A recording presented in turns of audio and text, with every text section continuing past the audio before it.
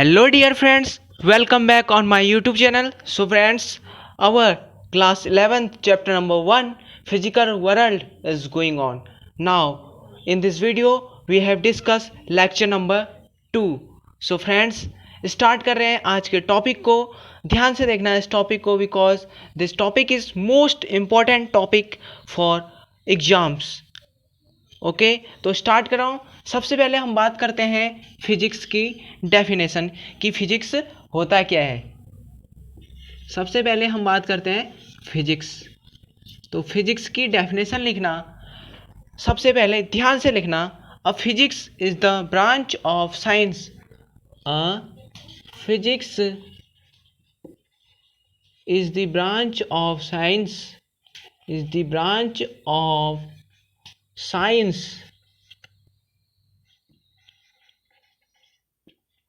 that depends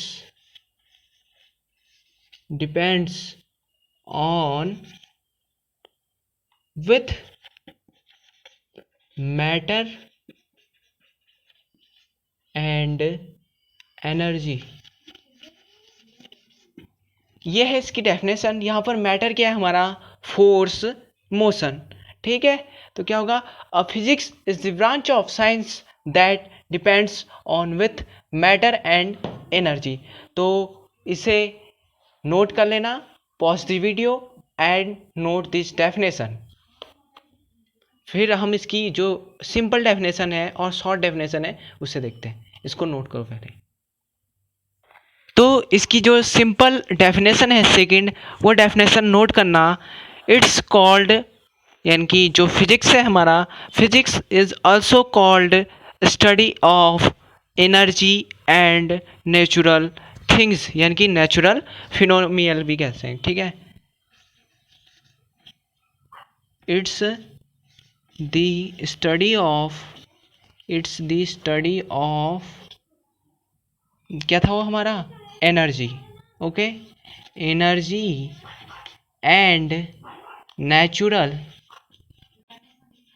phenomenal या things लिख देते हैं. चलो, नेचुरल थिंग्स या फिर इसे हम कह सकते हैं इवेंट्स.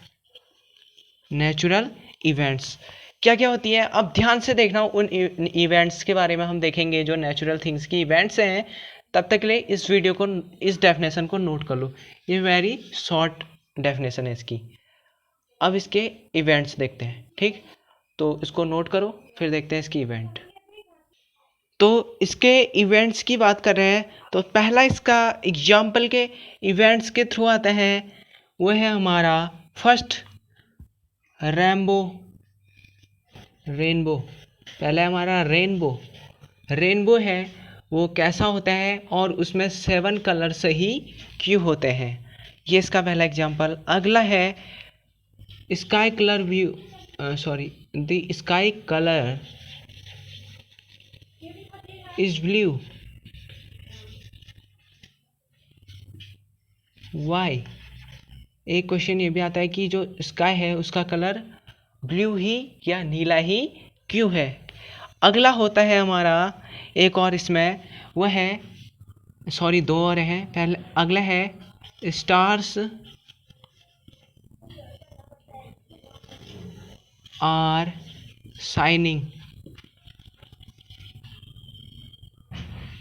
Stars are shining.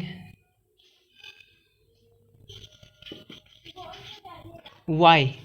इनकी जो हमारे स्टार्स हैं वो क्यों चमकते हैं, इसका एक ही और है. और लास्ट है हमारा, वो है जो ट्रीज हैं, उन ट्रीज से जो फ्रूट्स हैं वो नीचे की ओर को ही क्यों गिरते हैं?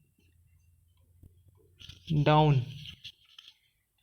जो ट्रीज हैं, ट्रीज में जो फल लगे होते हैं वो नीचे को ही क्यों गिरते हैं, ऊपर को क्यों नहीं जाते हैं?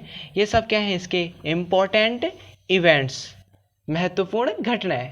ठीक, अब इसके बाद कुछ इवेंट्स की कुछ अच्छे से बता रहे हैं, इसलिए पहले इतना नोट कर लो. ये हमारे 4 हैं, 1 2 3 4. फिर इसके बाद अपना जो इवेंट्स है उसको थोड़ा डिटेलली देखते हैं. ठीक, तो जो इसके इवेंट्स हैं उन इवेंट्स में मेन जो हमारा लास्ट इवेंट्स था कि कोई भी ट्री है उससे कोई भी फ्रूट है वो नीचे को क्यों गिरता है, ऊपर को क्यों नहीं जाता है, उसको देखते हैं डीपली।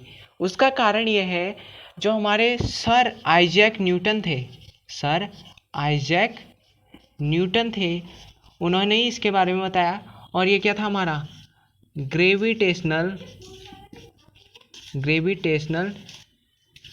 फोर्स, इसे हम कहते हैं गुरुत्वाकर्षण बल कहते हैं। इसे हम क्या कहते हैं, गुरुत्वाकर्षण बल। तो इसी ग्रेविटेशनल बल फोर्स के कारण जो भी हमारे फ्रूट हैं वो नीचे की ओर को गिरते हैं। या फिर इसका एग्जाम्पल हम एक बॉल से भी ले सकते हैं। माना मैंने ये वाली बॉल को ऊपर को उछाला तो ये नीचे को ही गिरी, ऊपर को नहीं गई। ऊपर को उछाला था लेकिन वो ऊपर को जाने के बजाय नीचे की ओर को ही गिर गई। यही क्या हमारा ग्रेविटेशनल फोर्स का एग्जाम्पल है, इसी इवेंट्स का एक एग्जाम्पल था। ठीक, अब इसका जो नेक्स्ट टॉपिक है वो है फिजिक्स के कुछ आधारभूत प्रक्रम, यानी कि किस किस रूप में होता है।